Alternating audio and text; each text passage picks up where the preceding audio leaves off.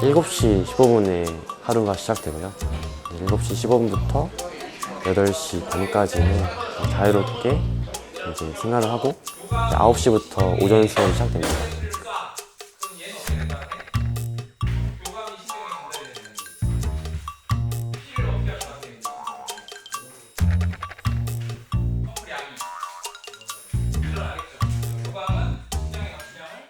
저는 이제 3학년 2반 한국바둑고등학교에 재학 중인 박혜진이라고 합니다. 저는 이제 바둑한 지 8년 차가 되었고요. 이제 한국바둑고등학교에 온 지 지금 3년 차죠. 이제 근데 중학교도 같이 다니다 보니까 이제 함께 6년을 지내게 된 학생이라고 합니다. 제가 4학년 때 처음으로 바둑에 입문하게 되었는데요. 그 이유는 이제 제가 4학년 때 알파고 대 이세돌이 처음으로 빅매치가 성사됐죠. 근데 그때 이제 처음에는 이세돌 사부님이 무조건 5대0으로 이기실 줄 알았어요. 근데 아직 반전으로 또 알파고가 4대1로 이긴 걸 보면서 처음에는 이제 알파고를 다 제압하겠다라는 마음으로 바둑을 시작하게 되었습니다. 제가 바둑을 시작하고 된 이후로 이제 20년 동안은 이제 서울에서 이제 바둑학원을 다녔는데요. 이제 그러다 보니까 약간 학교 공부나 그런 거에 조금 소홀해진 것 같아요. 그래서 이제 중학교 때는 바둑 공부와 학교 공부를 같이 하는 거를 목표로 해서 한국바둑중학교에 입학하게 되면서 같이 병행할 수 있도록 한 것 같습니다. 어느 스포츠나 마찬가지로 엘리트 체육인을 양성한다는 거는 좀 포기해야 되는 부분이 굉장히 많거든요. 학생들이 학교를 가지 않고 이제 운동만 해서 엘리트 체육인이 되는, 올인을 한다고 하죠. 바둑 역시도 여느 스포츠와 다를 것 없이 그런 현상이 굉장히 많아요. 그래서 초등학교 때 이미 바둑을 시작해서 그 엘리트 바둑 프로 기사가 되기 위해서 중학교도 졸업하지 않고 고등학교를 졸업하지 않거나 초절 중졸이 생각보다 많거든요. 바둑에 질비합니다. 그런 것들이 사실 문제가 되고 있고, 우리 학교의 설립 취지 중 하나가 이제 그런 기초 학력이 단절되는 걸 막자, 그와 동시에 바둑을 또 할 수 있는 환경을 만들어 보자 라는 취지로 학교가 생겼는데, 그러다 보니까 바둑만 한 친구들이랑 학교 친구들을 보면은 정말 많이 달라요. 일단 더 활기차고 미래 진취적이고.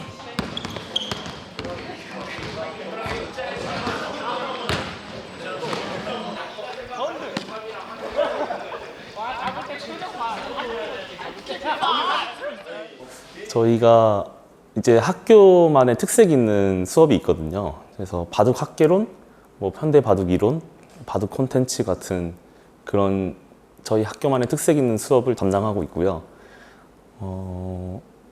제가 바둑 교사라는 게 일반 교사와 동시에 바둑도 가르칠 수 있는 교사, 바둑부에 속해 있는 교사라고 생각하시면 좋을 것 같습니다.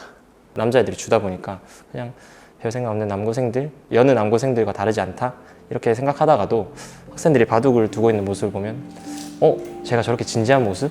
저렇게 뭔가 하나에 몰두하는 그런 모습을 가진 친구였나? 그런 생각이 좀 드는 것 같아서 방금도 이제 제가 저기서 학생들 바둑 두고 있는 거 봤는데, 또 수업 시간과 아니면 일상생활과는 다른 그런 학생들의 모습을 바둑 둘 때 가장 많이 느끼지 않을까. 바둑을 하는 친구들은 명지대 바둑학과를 많이 진학을 했었습니다. 올해 당장 갑자기 없어진다고 하니까. 근데 이 친구들이 진로를 바꾸는 게 한순간에 바꿀 수는 없잖아요.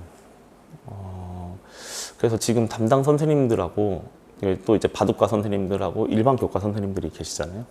이 선생님들이 아이들 하나하나 상담해 가면서 좀 새로운 진로를 탐색할 수 있게 좀 기회를 마련해 주고 그런 프로그램을 조금씩 돌려보고 있는 중입니다.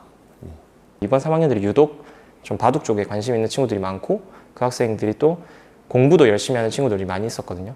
명지대학교 바둑학과는 내신으로 만약에 이제 교과로 지원을 하게 되면은 국어, 영어 내신 성적만 반영이 되거든요. 그러다 보니까 학생들이 이제 1학년 때부터 국어, 영어에 좀 초점을 맞춰서 내신을 준비하고 그 이외의 시간에는 바둑에 좀 전념하는 전략을 짜고 명지대 바둑학과 진학을 위해서 노력을 했는데 갑자기 이제 3학년이 돼서 이게 본인이 목표로 하던 게 갑자기 사라져 버리니까 사실은 굉장히 혼란스러워하고 굉장히 무기력해 하는 것 같아요. 왜냐하면 국어, 영어에 좀 초점을 뒀지만 사실 다른 과목들을 그렇게 잘 본인들이 챙기지는 못했는데 그럼에도 불구하고 굉장히 많은 잠재력과 또 능력이 뛰어난 학생들이거든요. 저도 고등학교 1학년 때부터 명지대학교를 꿈꿔와서 이제 명지대학교에 들어가기 위해 이제 조건인 국어, 영어를 이제 틈틈이 공부했고요. 교과도 있지만 실기 시험도 있어요.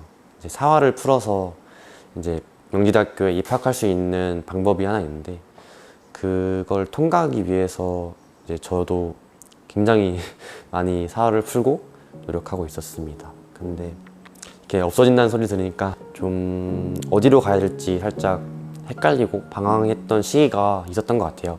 바둑학과를 가게 되면은 바둑 기술적인 부분이라든지 아니면 이제 바둑 이제 뭐 산업에 대한 전반적인 이야기라든지 바둑을 이제 조금 더 이제 학문으로서 좀 풀이해 나갈 수 있는 부분을 이제 배우기도 합니다. 근데 그 외에도 다른 이제 인문 교양을 이제 배우면서 굉장히 도움을 많이 받았던 것 같아요. 바둑학과 이제 학생들이 이제 진학을 하게 된다면은 바둑 공부도 하겠지만은 흔히 이제 어른들이 얘기하는 이제 세상 살아가는 법이나 경험들을 또 하게 됨으로써 이런 이제 다른 일들을 할 때 시너지 효과가 많이 생기지 않을까 생각이 됩니다. 첫 번째 질문에 대한 저희 대답은 상대가 이전에 내용을 주제. 그럼 바둑 보겠습니다.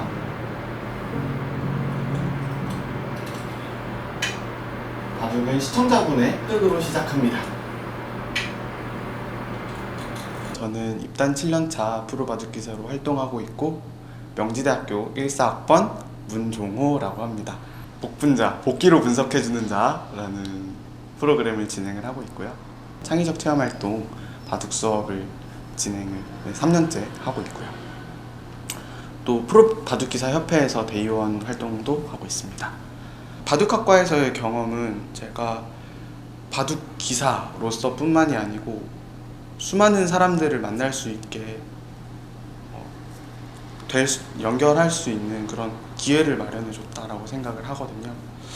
제가 명지대학교를 가지 않았다면 지금의 제 모습은 없었을 것 같아요. 결국 제가 졸업을 하고 나서 여러 활동들을 하고 있는데 바둑학과에서 배운 것들이거든요. 그래서 그런 수많은 바둑을 꿈꾸는 사람들에게 그런 기회가 사라진다라는 것, 그런 부분이 저는 졸업한 사람의 입장에서 많이 아쉽게 느껴지는 것 같습니다. 저는 7살 때 부모님 권유로 바둑 시작하게 됐고요.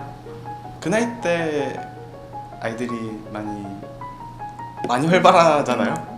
그래서 바둑을 두면은 차분해진다는 이야기들 많이 하니까 부모님도 이제 좀 차분해지고 좀 두뇌 개발도 됐으면 좋겠고 그런 마음으로 바둑을 권유하셨던 것 같아요. 금방 바둑에 빠져들게 됐고 제가 초등학교 1학년 때 이제 선생님께서 이제 장래희망을 물어보시잖아요. 학교에서.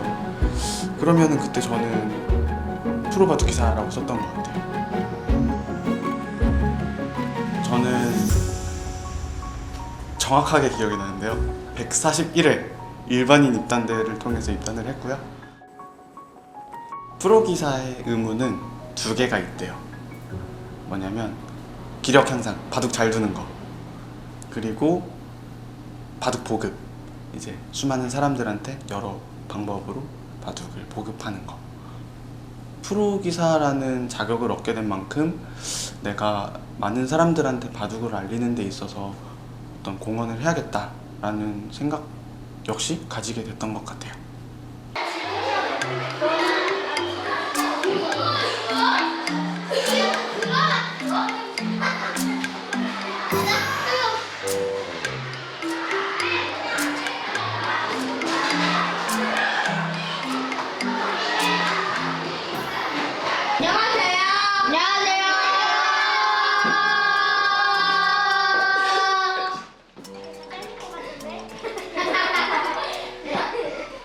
수상전하는 방법, 요령이 되게 중요해요.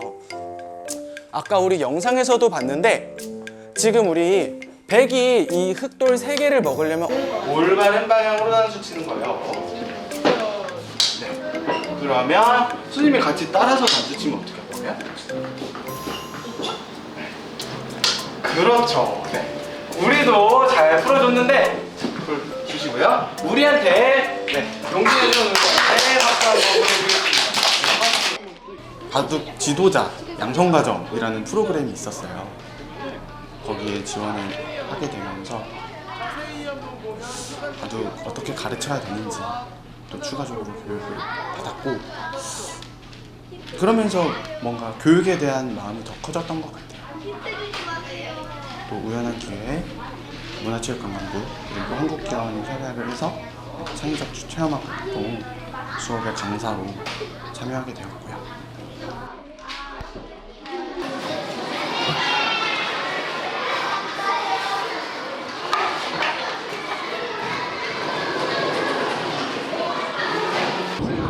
저도 여기를 자꾸 나오다 보니까 아이들 이제 막 얼굴도 많이 알려보고 이름도 알려고 하니까 뭔가 다른 곳을 굳이 신청하고 싶은 생각이 안 들어가지고 계속 멀긴 한데 그래도 와서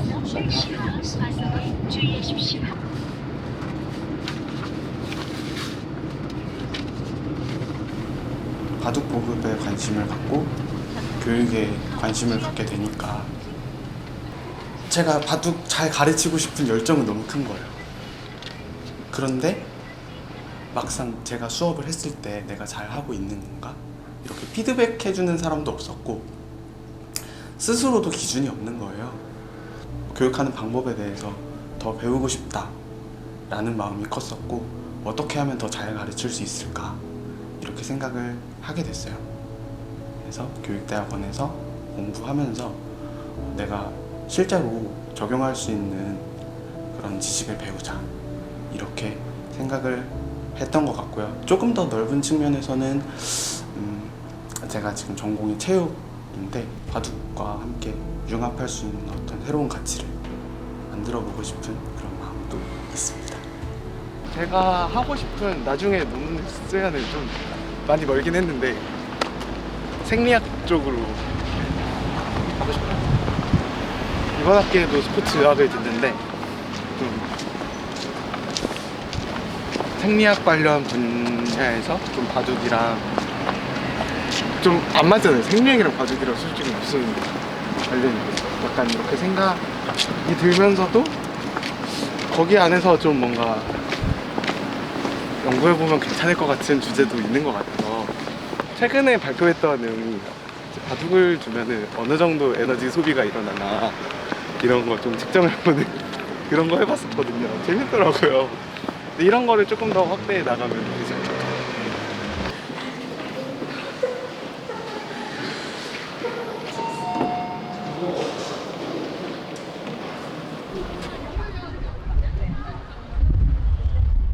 일단 쉬운 일은 없었고요. 어느 것 하나 쉬운 일은 없고 프로 세계에서 바둑을 두면서 내가 이걸 정말 더 잘 할 수 있을까? 라고 스스로 고민하고 또 그렇게 어려움을 느끼는 시간들은 저한테도 분명히 존재하는 것 같아요. 스스로 많이 부족함을 많이 느끼는 것 같아요. 그런데 이거를 해결할 수 있는 것도 결국은 저밖에 없다고 생각을 하거든요. 그래서 그냥 스스로를 믿고 앞으로 가는 거죠. 1차적으로는 올해 100위 안에 드는 거. 네. 그게 지금 가지고 있는 저의 목표이고요. 제가 기사로서 바둑에 있어서 최종적으로 성취하고 싶은 그런 목표 중에 하나는 우승하는 거. 제가 어렸을 때 삼행시에 썼던 것처럼 타이틀을 한번 가져보는 거. 이게 제가 기사로서 가지고 있는 목표입니다. 개인적인.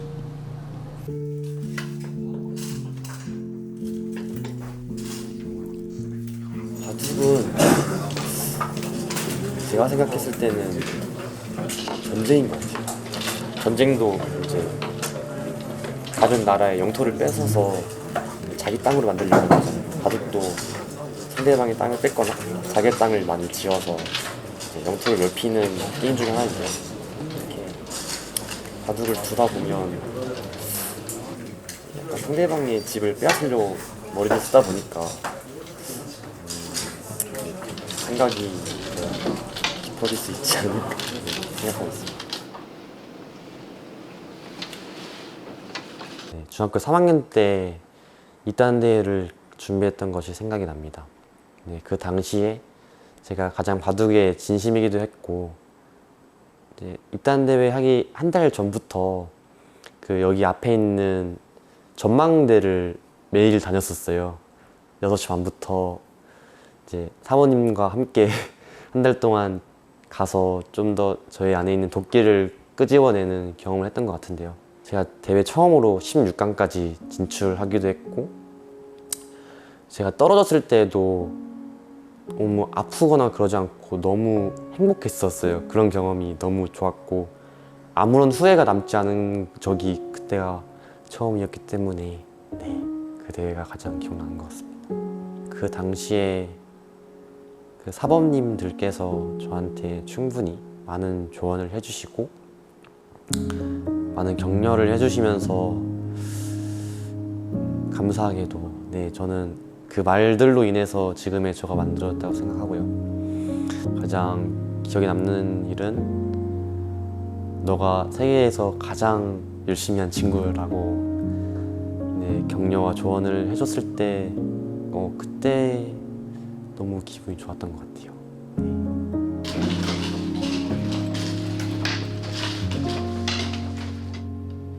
이런 이제 상대와 바둑을 두고 난 다음에 그 바둑 둔 대국을 다시 한번 바둑판 야구에서 검토를 하는 그런 방식인데요. 복기를 하면서 우리가 얻을 수 있는 것은 실전을 두면 자기도 모르게 실수한 장면이 있을 텐데 그런 장면들을 다시 한번 되짚어보면서 실수를 좀 보완하는 그런 장점이 있습니다. 일단은 제가 흑이고요. 제가 흑이고 2학년에 정승영이라는 친구가 흑인데요. 승영이가 굉장히 공격바둑이에요. 저는 약간 수비하면서 운영 쪽으로 가는 스타일이어서 그래서 최대한 제 스타일로 이끌려고 노력을 많이 했던 것 같습니다. 한 수 한 수 최선을 두자는 마인드로 배구를 했던 것 같고요. 또 운이 좋게도 승리한 것 같아서 굉장히 기분이 좋습니다.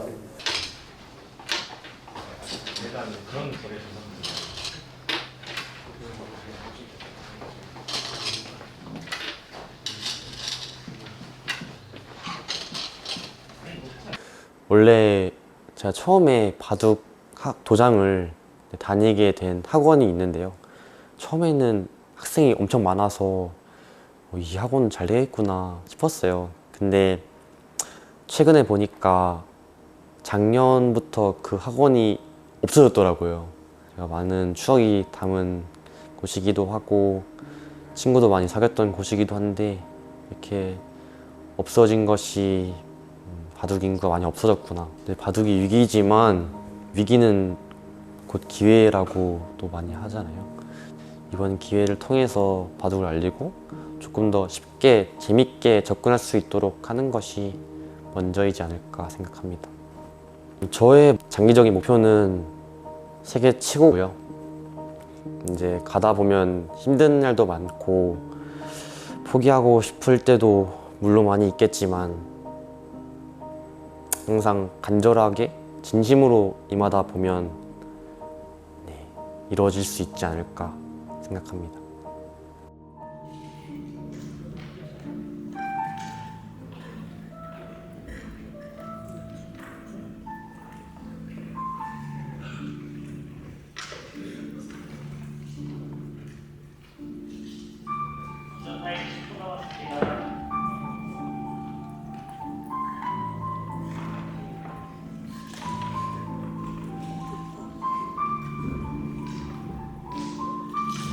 마지막 판이니까 진짜 마지막 한 판이라도 먹고 이기자. 진짜 새로운 마음으로 잘 준비를 했는데 아쉽게 이런 결과가 나온 것 같습니다.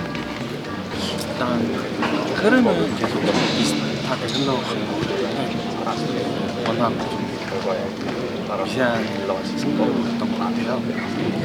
끝내기에서 저희가 실수가 나와서 중간점을 그때부터 좀 기울은 것 같습니다.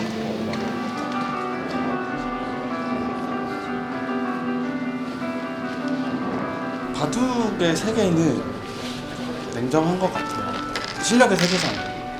그러니까 오로지 내가 둔 수, 내가 둔 바둑으로만 평가될 수 있는. 그러니까 당연히 겸손해 줄 수밖에 없고요. 잘 나와줘가지고 이걸 쓰고 나서 이거를 무조건 막아야 된다고 얘기했어야 돼. 진짜 어렸을 것 같아. 원래 이런데 초등학교 수학을 하고 있어서 내일 또 아침에 나가봐야죠. 내일 마지막 날이라서 제가 이벤트 게임 준비도 했거든요. 그래서 일단은 초등학교 수업까지 마무리 잘 하고 다음 주에 국수산맥배라는 대회가 있어서 예선전 줄 수 있는 기회니까 잘 준비하고 앞으로도 계속 대회 꾸준히 참가하면서 계속해서 나아가는 더 많이 성장한 모습으로 나가는 게 저희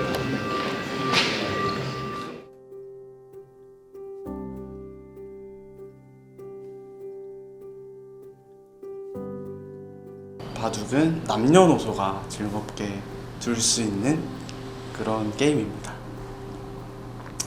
그래서 어떤 세대든 어떤 연령이든 간에 상관없이 즐겁게 즐길 수 있는 게임이라는 게 첫 번째 매력인 것 같고요. 또 바둑을 통해서 다양한 사람들을 만날 수 있는 것 같아요.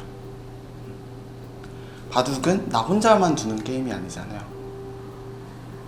너와 나의 만남, 그리고 직접 말로 대화를 하는 것이 아니고 이 손으로 대화를 나눈다라고 해서 수담이라고 부르거든요. 바둑을 통해서 많은 사람들을 만날 수 있고 또 좋은 관계를 유지할 수 있다. 이런 것들 바둑의 큰 매력 중에 하나라고 생각합니다. 바둑의 매력이라고 하면은 저는 사실 시대를 역행하는 스포츠라고 생각하거든요. 지금 우리 시대는 현대 시대는 너무 빨리빨리 속도에 초점이 되게 맞춰져 있잖아요. 그런데 바둑은 시간을 들이고 공을 들이고 그럴수록 더 내용이 좋아지고 질이 좋아지거든요. 이 팍팍하고 이 빠르게 돌아가는 세상에서 그리고 너무나도 시끄럽고 뭐 정보가 많이 습득되잖아요. 그런데 조용하게 정말 돌 놓는 소리만 들리는 그런 스포츠, 그런 게 바둑의 매력이 아닐까 싶습니다.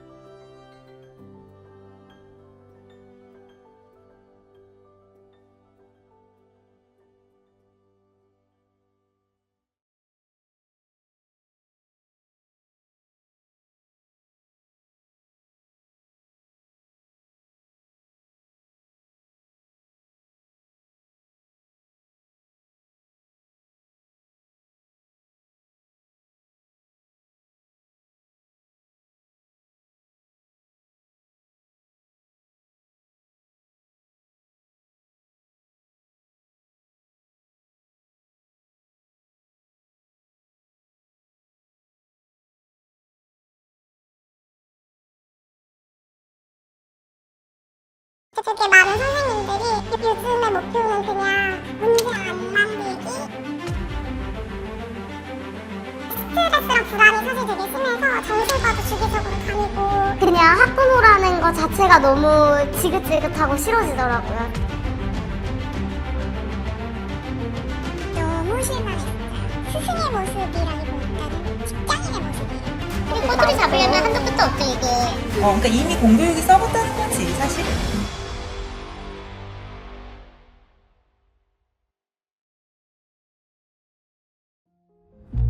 웃음소리 가득해야 할 초등학교 교실이 날선말로 채워집니다. 2024년 초등교육계는 교사와 학부모의 팽팽한 대립을 겪고 있습니다. 교사와 학부모의 갈등, 꽤 오래된 논쟁인데요. 이 균열은 어디서부터 시작되었을까요? 도대체 무엇이 이 갈등을 부추기는 걸까요?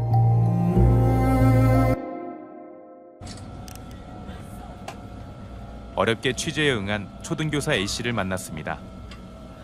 그는 평소 전혀 알지 못하던 학생의 학부모로부터 억울하게 아동학대 신고를 당했습니다. 무혐의 처분을 받았지만 신원 노출의 우려로 사건 내용을 밝히기 어렵다는 A씨. 현재 그의 심경은 어떠할까요? 아동학대로 신고된 과정에서 납득이 안 됐던 게 제일 컸던 것 같아요. 하지도 않은 일을 안 한 거를 증명을 하는 게 사실 너무 힘들더라고요. 이름도 모르는 사람이 말도 안 되는 주장을 그 주장만으로 조사를 받고 이런 송사 과정에 휩쓸린다는 것 자체가 너무 충격이었고 그 과정에서 스트레스랑 불안이 사실 되게 심해서 정신과도 주기적으로 다니고 하루아침에 날벼락처럼 들이닥친 수사고지는 교사 A씨의 일상을 파괴했습니다. 이로 인한 충격으로 A씨는 우울을 비롯한 마음의 병을 앓게 되었습니다. 저는 정말 제 교직 인생을 바꾼 것 같아요. 아동학대 신고를 당하기 전에는 교직 탈출은 지능순이다. 참교사는 단명하니까 적당히 해라. 이런 말을 들을 때마다 아 나는 저렇게 되진 말아야지. 나는 그래도 아이들한테 최선을 다해봐야지. 이런 생각으로 수업 준비도 되게 열심히 하고 아이들이랑 추억을 많이 남기려고 했어요. 그런데 아동학대를 신고를 당한 이후에는 뭔가 제 교직 인생에서의 영혼이 파괴된 것 같다. 뭔가 제 안에서 가지고 있던 직업적 성취나 사명감이 굉장히 많이 상처받는 기분이 많이 들었어요. 폭군의 비위를 맞추는 간신처럼 그냥 학부모님들 듣기 좋은 소리만 하면서 1년 무사히 넘기는 게 제 목표가 될 것 같아요. 그러니까 그 학생 학부모 때문에 앞으로 저를 만날 수 있는 20-30년 동안의 모든 아이들이 다 피해를 입은 것 같아요. 교직 생활 내내 학생과 학부모에게 인기가 많았다던 교사 A씨. 한번 망가진 신뢰를 회복하기는 어려울 것 같다는 우려를 드러냈습니다. 반면 여기 교사의 태도에 깊이 실망한 학부모 B씨가 있습니다. 그는 자녀 문제로 타 학부모와의 갈등을 겪어 학교 측에 중재를 요구했다가 교사로부터 예상 밖의 답을 들었다고 합니다. 정당한 요구를 굉장히 예의 바르게 했단 말이에요. 그래서 저 되게 깜짝 놀랐거든요. 이렇게 계속 저처럼 뭔가를 이렇게 끊임없이 얘기를 하는 사람에 대해서 교권보호위원회를 열겠다는 거예요. 어떻게 학교가 학부모한테 교권보호위원회를 열겠다는 소리를 할 수가 있을까? 근데 그거를 자기들이 창피해하지도 않고 자기들이 몰랐던 거에 대해서 미안해하지도 않고 오히려 교권보호위원회를 열겠다는 게 이 말이 되나 너무 모욕감을 느꼈죠. 선생님들이 마인드가 교사 마인드가 있는 선생님이고 그냥 행정가 마인드인 선생님이 계시거든요. 근데 그거는 정말 스승의 모습이라기보다는 직장인의 모습이에요.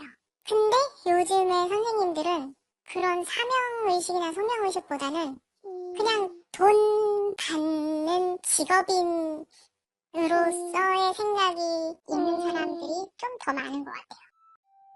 지난 2023년 7월 서울 강남에서 일어난 서희초 교사 사망 사건 이후 언론은 앞다투어 초등교사와 학부모의 갈등을 보도했습니다.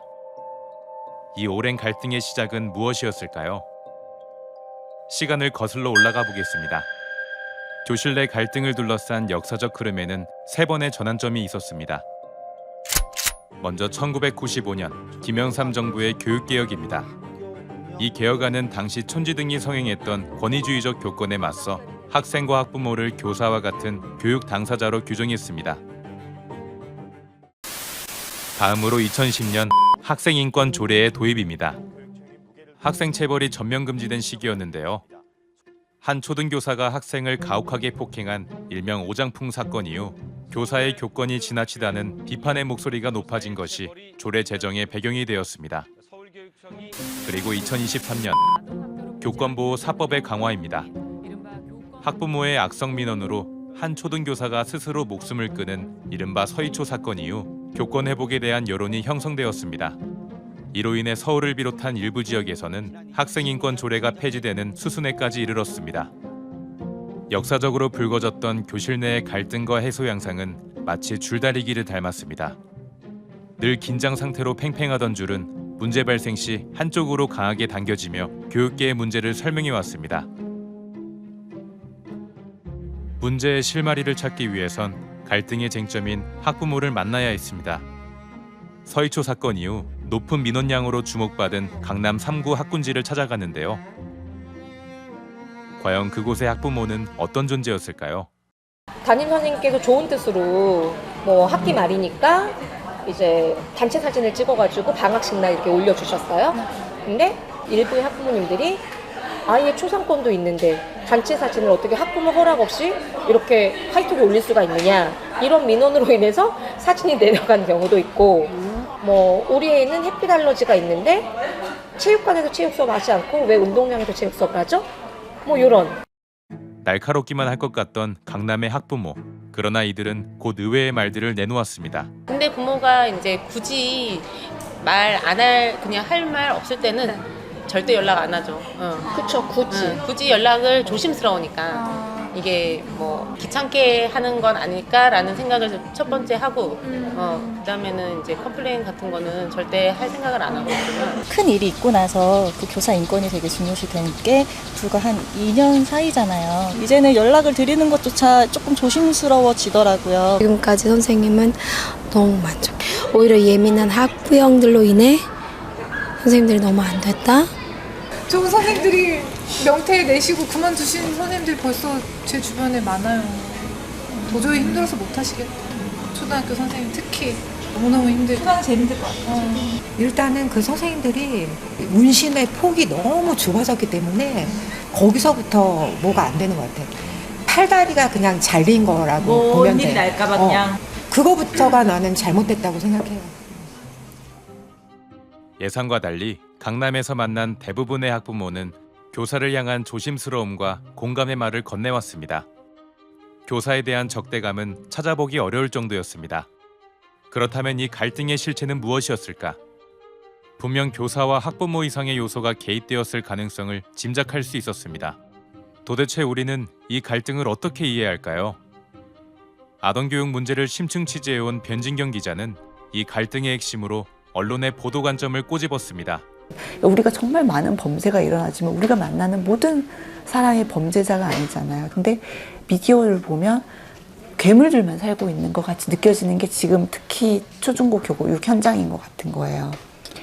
그래서 저는 기자로서도 그렇지만 학부모로서도 이런 사람들만 있는 건 아닌데라는 생각이 계속 드는 거예요. 굉장히 PR을 나누는 것 같아요. 독자나 시청자로 하여금 감정이 이입되게 만드는 어떤 피해자가 있고 그 사람을 괴롭히는 이제 가해자가 있는 거죠. 가해자, 피해자. 그게 굉장히 단순한 서사 구조고 쓰기도 간편하고 읽는 사람들이 집중하기도 편하고 반향을 일으키기도 되게 쉬운 서사 구성인 것 같아요. 우리 한국 언론과 독자들의 그 자연스럽게 우리가 만들어가는 지금의 그 언론 문법인 것 같아요. 네. 변진경 기자는 피해자와 가해자를 쉽게 나누는 언론의 단순한 서사 구조가 문제의 본질을 흐린다고 전했습니다. 그는 표면적 대립에 주목하기보다 한층 더 깊은 해석이 필요하다고 지적합니다. 동상이몽이라는 키워드인데요. 핵심에 바로 이 문제가 있어요. 학부모들이 이상한 걸 요구한다예요. 근데 사실 학부모들이 다 너무나 괴인들이라서 그런 게 아니라는 거죠. 어린이집부터 학교까지 아이들 아무 걱정 안 하고 아이들 낳으시려고 계속 홍보를 해요. 나라에서는.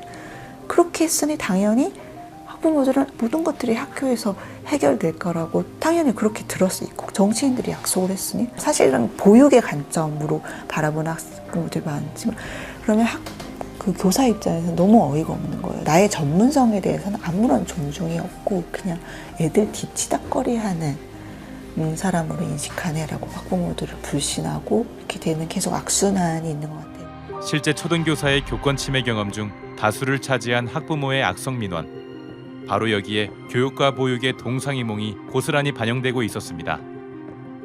가르치느냐 돌보느냐 제대로 된 설명 없이 점차 벌어지는 교사와 학부모의 입장은 서로에 대한 오해만을 낳을 뿐이었습니다. 초등교육의 역할을 바라보는 입장 차이가 선을 넘는 몇몇 학부모의 행동으로 이어졌던 것이죠. 이 격차가 벌어질수록 초등교실에서의 불통은 늘어날 수밖에 없었습니다. 실제 초등학교에서의 교육활동 학부모 침해 비율은 중고등학교에 비해 7배 이상 높았습니다. 교사와 학부모의 꼬여버린 소통, 과연 묻어둬야만 하는 일일까요? 서울 모처에서 만난 25년차 교사이자 초등학부모인 윤수정 씨는 악성민원의 파괴력을 강조하면서도 소통만이 엉켜버린 교실의 매듭을 풀 수 있다고 설명합니다. 그 민원이라는 게 교사들에게는 매우 치명적이다. 예, 그게 별일 아니다라고 생각하고 넘길 수도 있지만 작은 거든 큰 거든 교사로서는 매우 신경이 쓰이고 부담스럽고 교육 활동을 위축시키는 가장 첫 번째 요인이 된다라는 말씀을 드리고 싶습니다. 저도 이제 아이를 키우면서 부모님의 입장을 더 많이 헤아릴 수 있게 됐거든요. 제가 교사여서 그런지 모르겠지만 어쨌든 그 키를 쥐고 있는 거는 사실은 선생님이라고 생각해요. 학부모가 와서 막 대화하자고 이런 어떤 행사를 주관하거나 그럴 순 없잖아요. 선생님들께서 좀 여력이 되신다면 정말 그 손을 한번 내어보는 제스처, 아무리 이제 시대가 어렵고 힘들더라도, 그리고 아이에 대한 그런 따뜻한 마음은 어떤 방법이든 고스란히 그 부모님께 전달이 된다고 봅니다. 그리고 학부모님도 이거를 감시하고 내가 통제하고 뭐 수요자적인 입장에서 이렇게 요구하고 사실 그런 거라기보다는 그 아이의 마음을 전달은 하되 이 제도 자체가 틀렸다, 선생님 당신의 교육 방식이 틀렸다 라고 접근한다면 이건 매우 어려운 일이 되겠죠. 교사와 학부모 두 역할을 모두 지닌 윤수정 씨는 교사가 마련한 소통의 장에서 학부모가 책임감 있는 이야기를 꺼내는 질 높은 대화를 강조했습니다. 사실 교사에게도 학부모에게도 대화는 절실히 필요했습니다. 교사와 학부모가 신뢰 양상을 위해 제시한 방안은 모두 소통이었는데요. 상호작용만이 서로 믿음을 쌓을 유일한 방법임을 모두가 알고 있었던 것이죠. 다만 교사는 안전을 위한 보호장치를, 학부모는 무엇이든 편하게 이야기를 터놓는 자유로움을 필요로 했습니다. 안정적인 소통 창구 마련에 있어 질이 아닌 빈도만 강조될 경우 교사는 또다시 악성민원의 위협에 노출될 수밖에 없습니다. 이에 전국교사노동조합 서울지부 김성보 지부장은 집단의 합리성을 살린 자정작용을 강조합니다. 전화하면 약간 깜짝 놀라는 사이? 이게 좀 애매한 표현일 수 있지만 평화로울 때는 사실 서로 전화하는 사이 아니잖아요. 애매한 불신을 가지고 서로 눈치 보는 뭐 이런 정도의 관계가 아닐까 지금은 그런 느낌이 드네요. 그래서 저는 한편으로 생각한 건 학부모회 이런 부분들이 좀 많이 좀 활성화되면 좋겠다라는 생각이 들긴 해요. 그러니까 작년에 저희도 이제 학부모 단체들하고 많이 이야기를 하다 보니까 그 보호자들이 가진 그 뭐 민원 이런 부분들을 1차로 학부모회가 이렇게 들으면 많이 이렇게 조정하거나 풀거나 해소될 부분들이 있을 텐데 이제 학부모회도 많이 약화가 되어 있는 상태라서 그런 부분을 이제 제도적으로 좀 강화했으면 좋겠다. 실제 학부모 운동에 앞장서고 있는 참교육 학부모회 이윤경 회장은 교육 현장의 회복을 위해 교사와 학생, 학부모가 모두 함께하는 대화의 자리를 만들어가고 있었습니다. 지금 학교에서 사실 소통이 부재한 거, 거의 이제 소통의 단절 이 부분이 가장 큰 문제인 것 같아요. 학생은 지금 다 뭐 이렇게 교권을 침해하는 사람이야. 그리고 학부모는 갑질이야. 그리고 뭐 교사들은 뭐 이제는 다 직업인이 돼버렸어. 이런 식의 서로 간의 불신이 너무 팽배해진 것 같아요. 서로 무엇이 문제인지 같이 고민을 하고 해결점을 찾아야 되는데 지금 3주체가 전혀 대화의 장이 마련되지 않는 거거든요. 교육공동체 회복 대화 모임은 학생, 학부모, 교사 그 3주체가 한번 모여서 대화를 해보자라는 취지에서 시작을 했어요. 근데 제가 그 3번의 모임을 나가서 느낀 게 이렇게 누구도 내가 무슨 말을 하든 공격하지 않을 거야. 이런 환경에서, 이런 안전한 공간에서 이렇게 대화를 해본 적이 처음인 거예요. 이 자리만 만들어놔도 여기서 뭔가 해결점을 찾을 수 있겠구나. 공동의 목표를 가진 교사와 학부모가 그렇게 협력적인 관계로 나아가야 되는 게 지금의 이제 학교가 지향해야 되는 방향이다라고 저는 생각을 해요. 아동학대로 억울하게 신고당하기 전 교사 A씨가 기록한 교실의 모습입니다. 사실 초등학교는 갈등이 아닌 웃음이 가득해야 할 곳이었습니다. 끝나지 않을 것만 같은 교사와 학부모 간의 갈등. 잊고 있었지만 사실 이들은 모두 학생의 성장이라는 공통의 목표를 지닌 존재였습니다. 이제 교실은 팽팽한 줄다리기를 멈추고 그 밧줄을 서로 함께 단단히 묶는 데 사용해야 합니다. 갈등으로 오염된 교실. 교사와 학부모 모두가 같은 목표 아래 양질의 소통이라는 맑은 물을 계속 부을 때 초등교육은 처음과 같은 순수함을 되찾을 것입니다. 교사와 학부모를 모두 보호하는 안전장치와 함께 동상이몽의 간극을 줄일 소통의 장이 조속히 확대되길 기대합니다.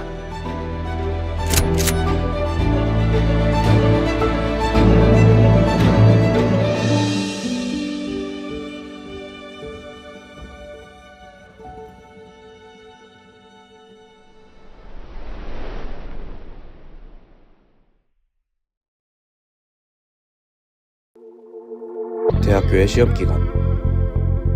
바쁘디 바쁜 대학생들이 항상 함께하는 친구가 있습니다. 그것은 바로 챗GPT.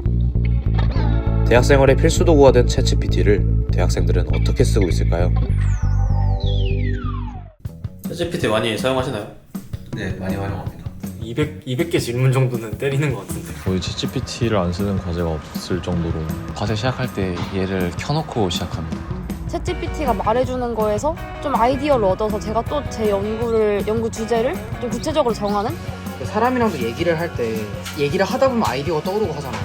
근데 챗GPT도 내가 그냥 일단 막연하게 던지면 얘가 쭉 얘기를 해주는데 거기서 이제 괜찮은 아이디어가 나오기도 하고.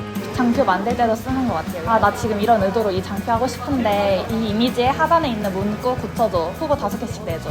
영어 번역을 하거나 패러프레이징이 필요할 때 쓰는데 코딩할 때 굉장히 좋거든요. 코드가 에러가 나면 얘한테 어디가 잘못된 거지? 하면 이제 에러는 없지만 이걸 추가했어야 된다. 사회 문제 분석하는 보고서 A4 10장짜리 써야 돼서 인사 한번 해주고 자, 나 이런 내용을 이 주제로 쓸 거야 라고 해서 핵심 내용만 간략하게 줬더니 알겠대요. 그래서 쭉 써주는데 제가 최근에 기획기사를 재밌게 본 게 있어서 그 참고 문헌 참고해서 써줘 했더니 또 쫙 써주고 해서 10장짜리를 한 3시간 만에 원래 같았으면 어느 정도 걸려요? 한 3일 쓰죠. 내가 혼자 다 조사하고 하면 한 4시간 걸릴 거를 얘 통해서 그냥 1시간? 15분? 분량이 어떻게 되는데? 분량이 3,000자리 3,000자 15분? 제가 스스로 번역을 하고 패러프레이징 할 때는 그래도 거의 30분은 걸렸던 것 같은데 챗GPT는 그것을 1분 만에 해주니까 과제를 할 때 방황하는 시간이 줄어든 것 같습니다. GPT가 없을 때는 첫 번째 주제로 잡았다가 자료조사하다가 논리구조 꼬이거나 자료 없으면 처음부터 다시 시작하고 주제만 잘 잡아놓으면 쓰는 역량은 얘가 다 해주니까 3배에서 10배까지도 효율이 좋아지는 것 같아요. 점수는 잘 받았어? 10점 만점에 9점 먹었습니다. 과제 점수 올리는데 도움이 된다라고. 완전 된다. 성적이 잘 나왔습니다. 그래서 제가 이번 학기에도 지금 챗GPT를 열심히 활용하고 있고. 간단히 말하면 날먹하려고 하는 것 같다? 저는 AI를 너무 사랑해서 날먹하려고. 근데 그냥 내가 지금 과제 마감 10분 전이어가지고 챗GPT 빨리 돌려서 내려야지 라고 하는 거는 본인이 배워가는 게 없으니까 굳이 그렇게 해서 학점을 왜 따지? 라는 생각이 좀 있고요. 본인 과제에 챗GPT 키워드를 분석했을 때 80~90% 되는 것 같습니다. 한 95% 정도. 옛날에는 좀 막히면 GPT를 쓰는데 요즘에 그냥 일단 GPT 켜놓고 얘가 넣었는데 이 대답이 마음에 안 들면 이제 그 다음에 제가 생각하기 시작하더라고요. 그래서 제가 좀 멍청해지고 있다? 점점 멍청해지는 기분이 들긴 합니다. 챗GPT 없이 이제 과제 할 수 있어? 어떻게 못하지? 거의 챗GPT가 없으면은 이제 과제를 내는 게 굉장히 어렵다고 느낄 정도로 많이 의존하는 것 같습니다. 조금 양심의 가책을 느낀 건 있는 것 같은데 아무래도 제가 제 손으로 직접 한 게 아니다 보니까 내가 한 과제라고 할 수 있을까라는 생각, 좀 다들 많이 쓰니까 나도 그냥 쓰자라는 생각을 하면서 좀 합리화를 했던 것 같습니다. 이대로 괜찮은 걸까요? 요즘 우리 주위에 와 있는 아주 편리한 또 하나의 참고의 수단은 바로 챗GPT입니다. 과거에 우린 도서관에 갔죠. 인터넷 공간에서 위키피디아를 활용했죠. 따라서 우리가 어떤 참고 서적들을 활용해서 연구를 하고 공부를 하듯이 생성형 AI도 우리가 선별적으로 활용해야 된다고 생각됩니다. 사람들이 GPT가 그럴싸하게 얘기를 하고 어떻게 보면 일반 사람들보다도 유려한 문장을 구사를 하고 그렇기 때문에 전문가 시스템이라는 환각을 가지기가 쉬운데요. 많은 경우에 표준화된 정보만을 제공할 뿐 이 특수한 상식들을 제공해주지 못한다는 점, 또한 제너러티브 AI는 가끔 자기도 무슨 말을 하는지 모르면서 이야기를 하는 환각 효과가 있다는 점. 그런 함정에 빠지지 않기 위해서는 그 아키텍처는 어떻게 되고 기재는 어떻게 되고 관련된 문제는 뭐고 같이 논의해 보는 게 굉장히 필요하다고 생각합니다. 제가 어떤 과제나 어떤 문제를 학생들에게 내줄 때 그 질문에 대한 답이 생성형 AI가 그대로 재생해내서 내주는 것이 그 자체가 완전한 답일 때 그 문제는 좋은 문제가 아닙니다. 그 문제는 필요 없는 문제입니다. 제너러티브 AI가 할 수 있는 일은 사람이 더 이상 할 필요가 없는 일이니까 이제 그것은 거기다 맡겨주고 공부하는 우리 학부생들은 이제는 좀 기계가 해결하지 못하는 AI가 해결해 주지 못하는 다른 노력들을 해야 되는 게 맞지 않겠습니까? 당연히 쓰지 말라고 해도 쓸 거고 이미 다 쓰고 있잖아요. 그래서 과제가 있을 때 별로 생각해보지 않고 본인은 GPT한테 무조건 때려넣고 시킨다. 그러면 가져갈 수 있는 게 없겠죠. 그 이야기들을 참고로 할 수는 있지만 그 이야기들을 여러분들의 과제나 여러분들의 답안지나 혹은 논문에 그대로 옮겨 쓰진 않죠. GPT를 써서 글을 쓰면 티가 나요.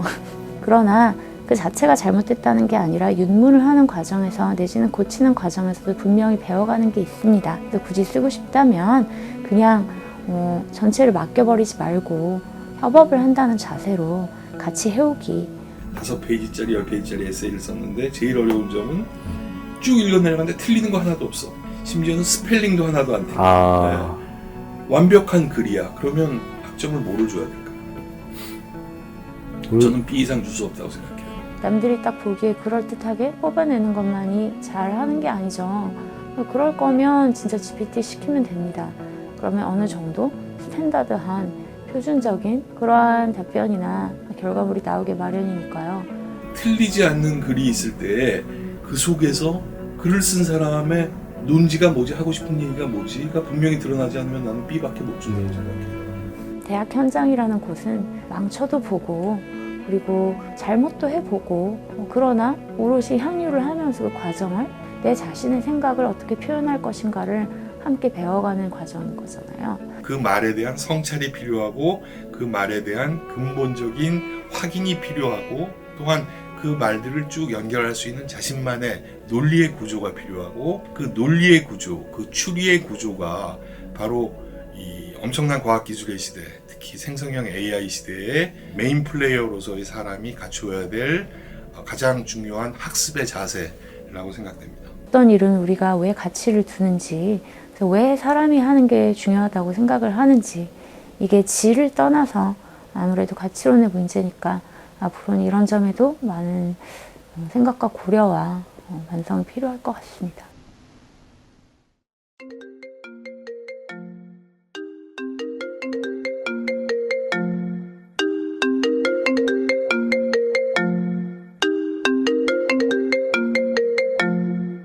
The day begins with a glow, the soft blue light of your phone screen. On the subway, the hum of the wheels will fade. Earphones in, eyes locked on the screen. The city rushes by unnoticed. The crowd moves and flows, but you're elsewhere, lost in the flicker of digital distraction. In the classroom, the professor's voice echoes like white noise. Your laptop is open, but not for the lecture. A message pops up, and your fingers dance across the keyboard. Physically present, yet mentally absent, your world exists in the glow of the screen.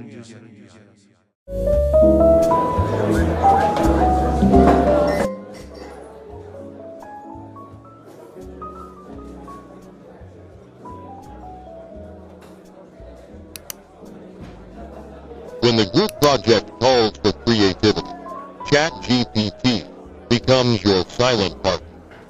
Words appear like magic, and you read them aloud, claiming the ideas as your own.